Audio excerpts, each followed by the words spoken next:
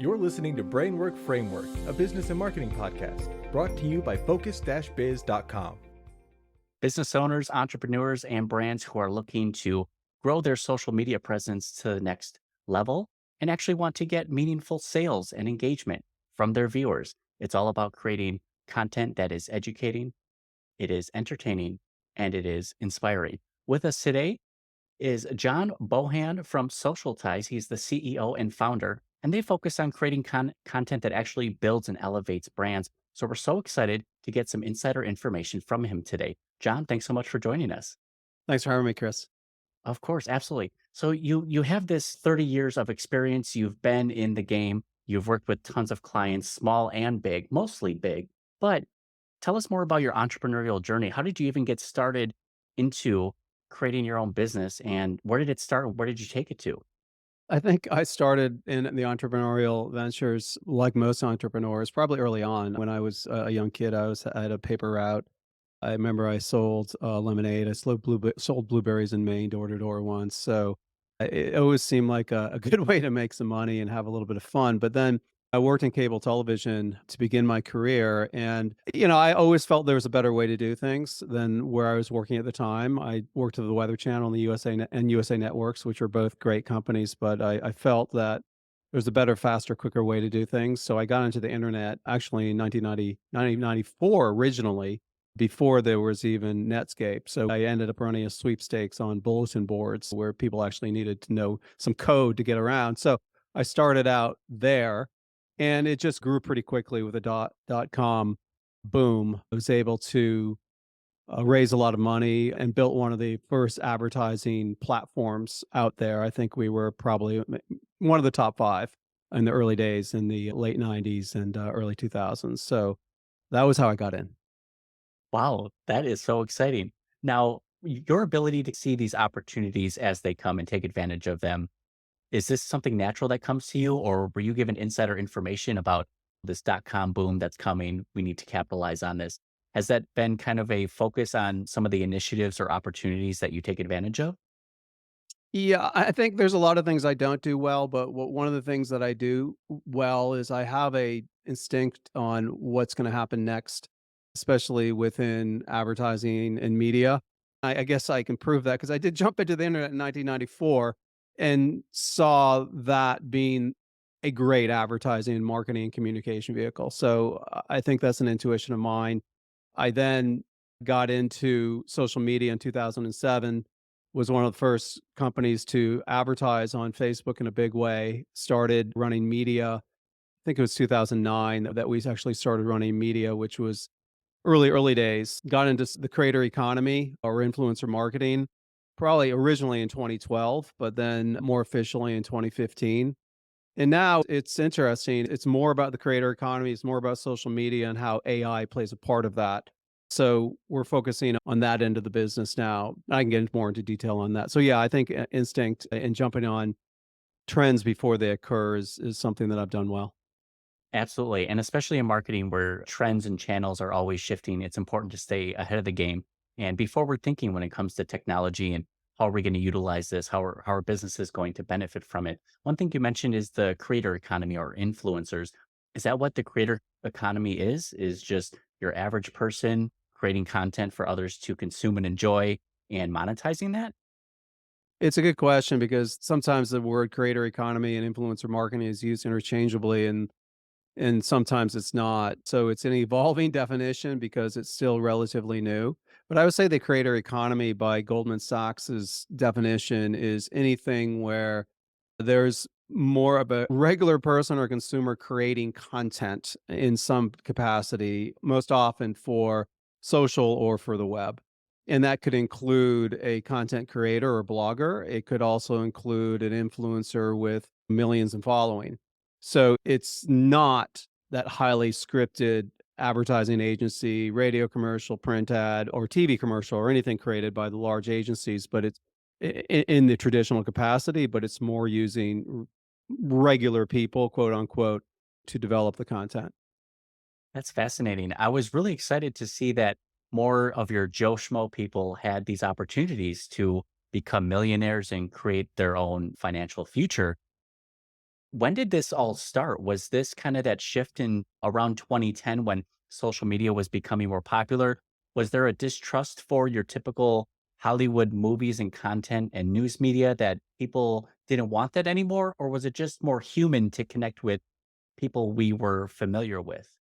Yeah, I think there's always been that connection of working with people who we're familiar with, and it's been evolving over some time. I mean, remember Friendster back in the day before MySpace. There was also GeoCities, which I actually worked at back in 1995, 94. It sold to Yahoo for $5 billion at the time. But that was the creation of these cities and content within the internet. And so those were the early days. MySpace certainly took a run at it of people creating their own content and others connecting with others with like interest, evolving into Facebook and so on and so on. So out of that comes the creators that actually are more talented. So as you have tens of millions and hundreds of millions and now billions of people creating content every day, there's a percentage, small percentage, but a large number that actually creates really compelling content and they get more viewers. And you've seen that with what's happened with TikTok and Instagram Reels. And there's those people that are more talented in their particular niches. And that's where I guess the creator economy and influencer marketing is really hatched and grown into. You mentioned an interesting point, distrust of large advertising budgets showed there's a lot of moving parts and any when you see something really big that's happened, it's oftentimes there's a trifecta of things at least. So one of the things is social media, right? So it's a breaking down of the media walls where people can connect with people on a one-on-one basis. You don't need to go through these highly controlled environments like a radio station or television or a print magazine. So that's one thing. Social has grown so ridiculously fast. The other thing is distrust of government, distrust of the big machine. There's always been distrust of that, but not to get on my soapbox, but there's just a factual distrust of the government more and more and more for a variety of reasons, and the corporations as well. So it's I'd rather listen to the little guy, and we've seen that, and that's I won't go into too much in it. So that's the other thing that's happened. And then on top of that, the ability for these creators to create amazing content with the technology that's evolved through the iPhone and other mediums and through Premiere and now through AI. So you have these incredibly powerful tools in the hands of a really talented artist, for example, a really talented blogger of sorts. So yeah, there's been a massive growth for all of those reasons. John, that was exactly the answer I was kind of hoping for. It was absolutely perfect. I grew up in the MySpace days where we all became low level coders because we were putting in HTML so we could customize our own profile page. And that was really cool. And to see the evolution as things change.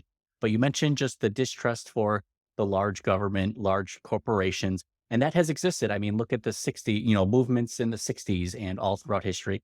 Honestly, they're doing it to themselves. If they were more trustworthy, they would earn our respect right back. But it's funny to see the landscape of content changing because you have these normal people creating content or trying to be more like the bigger news media. They're using some lower thirds, some fun graphics, some editing styles. But then you also have the big corporations who don't want to look like a big corporation. They're creating more personalized content, something that looks more homemade, that doesn't use all of the tools in their arsenal. So it's kind of interesting to see that shift in the landscape. But buyers and people are getting smarter. They know how to recognize this content.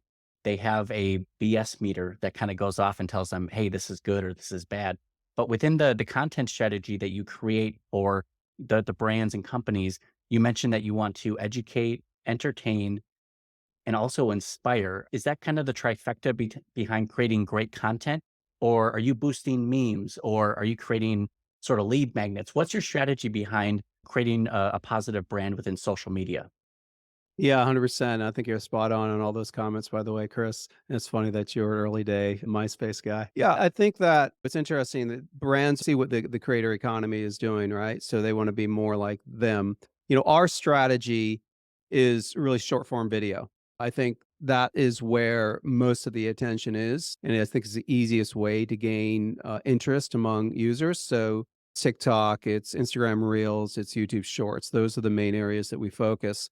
And what we look to do is create relatable content. I think that's a key word to think about if you're a big brand or you're an up and coming, solopreneur is how can my content be relatable? How can it connect? If I were speaking to somebody at a cocktail party, would I use a lot of big words and would I stand up my soapbox? And probably not. People wouldn't listen to you. It's think of yourself as connecting within a living room setting. You're not on a stage. If you're on television, it's almost as if you can be on a stage and be grandiose. The consumer is good 10, 12, 15 feet away from you. They're leaning back.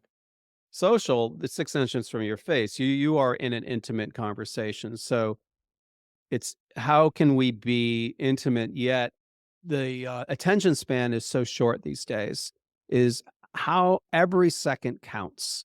And so as we think about creating content, 40% of the success of any content in social media that's video oriented, in my opinion, is in the hook. It's in that first 3 seconds.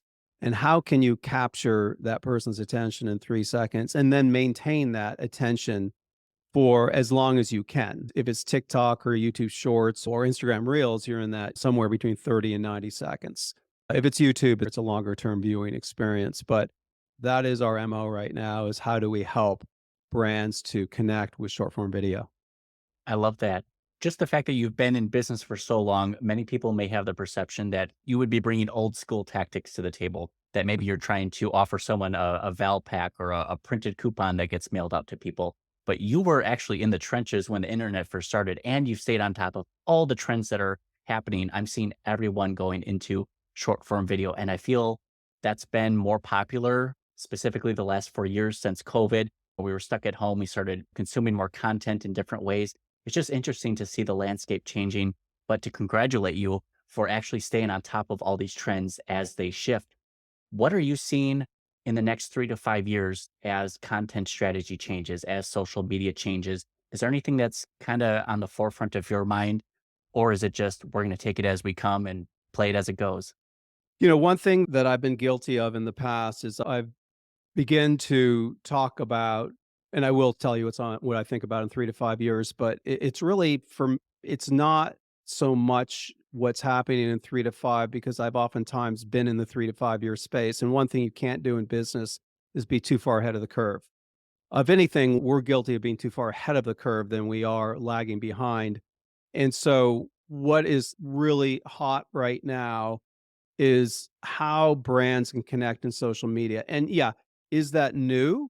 No. But 3, 4 years ago, it was ahead of the curve because there wasn't the dollars pouring into it. The brands haven't felt the pain of the ineffectiveness of their other marketing until fairly recently. So where we are right now is how do we help them connect in social for the short form videos, and how does a creator economy play a role in that? So you had mentioned earlier that the brands, and again, whether you're a small business person or you're a large brand, you need to be relatable and you need to have content that connects. But at the same time, you need to be able to sell your products and services. So the key game is how do I sell my products and services, but still entertain, educate, or inspire? And there are a number of ways to do that. And what we've done is we've vetted what we found to be the best brands in social media. And you say, okay, John, what are the best brands in social media? Percentage wise, they're very small, but in number, they're very large. I mean, if you take a look at, I'll just mention a few so it doesn't get too confusing, but Dunkin' Donuts, I think, is doing an amazing job. They're doing it as well as anybody. Because on the one hand, they can say, yeah, we're a big brand. We can play with the big boys. We got Ben Affleck, we got Tom Brady, we have Jennifer Lopez in our TV commercials. But we can also be, I don't want to say down and dirty, but we can also be UGC oriented. The commercial in the Oscars was very down to earth. It was all about entrepreneurship. It was user generated content, which means that it's just a person shooting with an iPhone. That's what it felt like. When you go to their site, you see behind the scenes with Tom Brady and Affleck and Matt Damon, but then again, you see these quirky little memes and that type of thing. So they're balancing both ends. And I think as a small business person as well, which may be a good portion of your audience, you kind of need to do the same thing. You need to be entertaining. You need to be kind of down to earth. You can do the memes. You can do the stuff that is just off the cuff, although you practiced it. You're still walking down the street, you're giving a little bit of a tip. But then maybe do some stuff that's more polished, some stuff that's more studio oriented to elevate your professionalism. Everything, especially as a small business, you also want to have that very polished feel so people felt trust on both ends. But more and more, people want to do business with other people. If you're just all very professional and tip after tip after tip and everything cut is very good, they're not going to get to know you. So one way to do that is to be much more informal in stories to begin with and then move that to your feed. I love those strategies. When it comes to people who are trying to build their short form content, they're starting with videos, maybe they don't have experience with this or they're ready to actually take it seriously. What would be your advice to them? I know you mentioned creating something with the hook, something within 3 seconds that pulls them in. Talk about being human. Are there any other tips and tricks that, hey, we've seen that this strategy is pretty consistent, or make sure you include a jump cut at 15 seconds? Are there any other tips that you can share with others to help elevate their social media presence? Yeah, I think probably the biggest thing to focus on is the hook. I was chatting with my team. I said we could write a whole book just on the hook, and we might. But there are certain things. One thing that doesn't work is just coming out and talking about my product and service. Now, if you have a warm audience and they're familiar with you, sure, you've already gained that credibility. It's like talking to an old friend, and there's a lot more you can say there. But to a cold audience or someone doesn't know you very well, you need to come up with better ways. And one of those ways is to ask a question. Emirates, the airline, does this really well. Is they don't just tell you about their first class service. They'll start with a question. They'll say, "Is first class on Emirates worth it?" And then they answer it. It's just such an easier way to go. Somebody asked them a question, they did. But another thing is, do you remember the Old Spice commercials where it's "I'm a man on a horse"? Okay, so that's just doing something weird. And the reason why those commercials were still so good is it's like, who's this guy man on a horse, right? So you're intrigued. You need to answer why. So depends on your personality, but something weird up front is captivating as well. Another thing is give away the ending right at the beginning. With television, the climax comes at the end of a 30-second commercial. Oftentimes you don't even know who the ad's about. With social, you can say, "I'm going to solve the greatest math problem you've ever seen." Okay. So, okay. Now, as a viewer, it's like, what's he doing? So you're giving away the beginning, or you're giving the end, the climax at the beginning, kind of, or you're asking a question and creating an intrigue. And then you got to go ahead and deliver the details later. You could also make a big statement like OpenAI has just launched Sora and it's going to change everything. You gotta just kinda lead them. So there's a lot of things like that in the hooks that if you this is gonna be a plug, but I mean, I'm just trying to answer the question. If the viewers follow me on Instagram at the John Bohan, so it's at the John Bohan on Instagram, we're constantly giving away a lot of tips and tricks around hooks. I love that. And I also love self promo. That was going to be my follow up question. Where can people find out more about you? You have Instagram. Can you share more about your other channels you love people to connect with you on? Yeah, that'd be great. I think Instagram is the main one so it's the John Bohan, and then LinkedIn is John Bohan. So those are the two core ones that I'm marketing. To be quite candid, Chris, I've been doing this for so long. I've never really marketed myself, and it's a huge mistake. So I just really started back in, I think it was November, but we're planning to ramp pretty quickly. So we're putting up 5 posts a week, often nearly talking about how to market yourself better in social media. We also have an AI repository that they can access by going to Instagram. If not, just DM me there.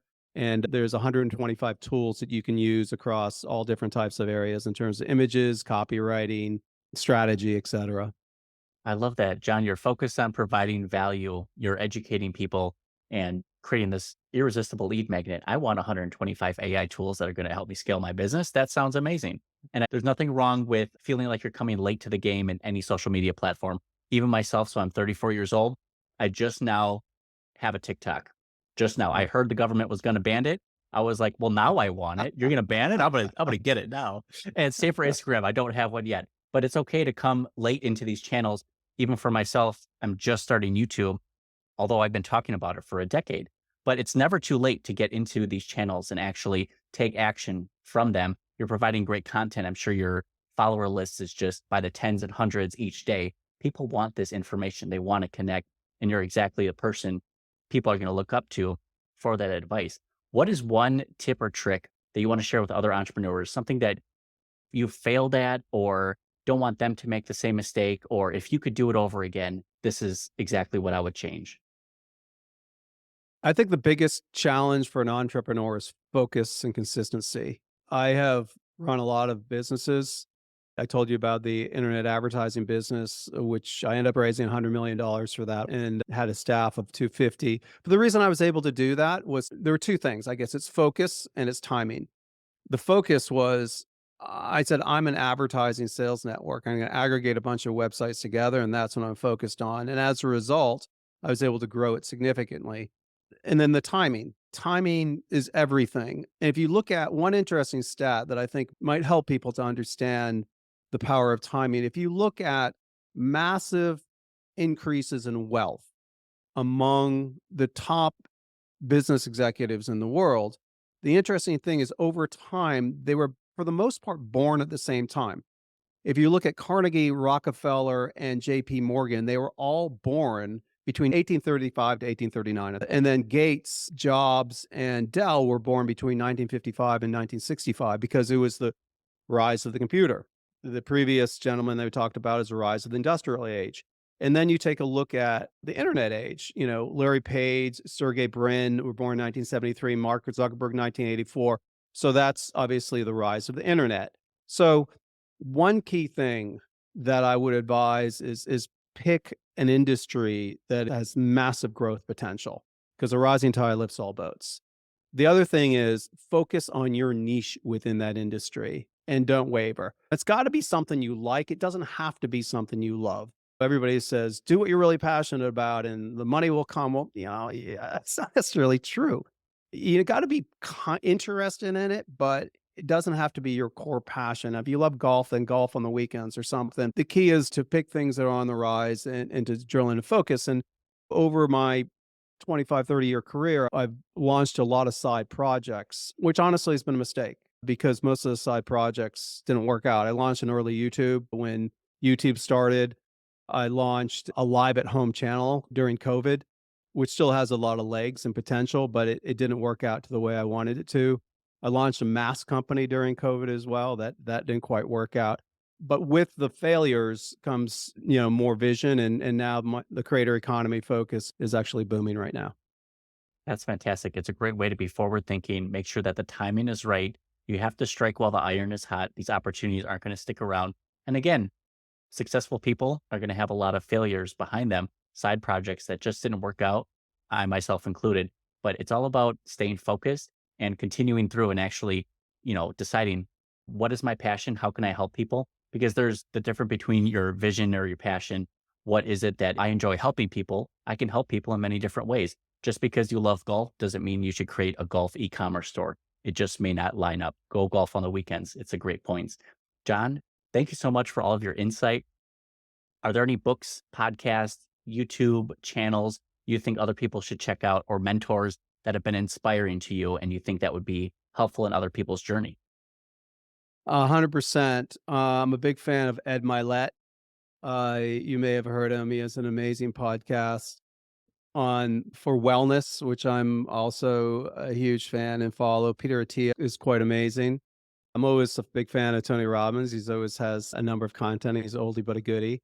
Who am I listening to recently? Those are the main people that I'm listening to. Of course, Tim Ferriss always has a lot of good things to say.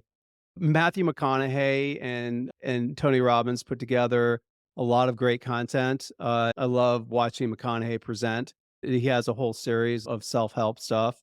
And then obviously from a marketing and advertising perspective, Ad Week, Ad Age are really are goodies. And yeah, there's a lot out there. I'm reading a lot of different books right now, but those would be the No, main ones. that's perfect. I was hoping for just a list of people you would recommend because sometimes we connect with different people or their message resonates with us better. So it's important to have some options to choose from.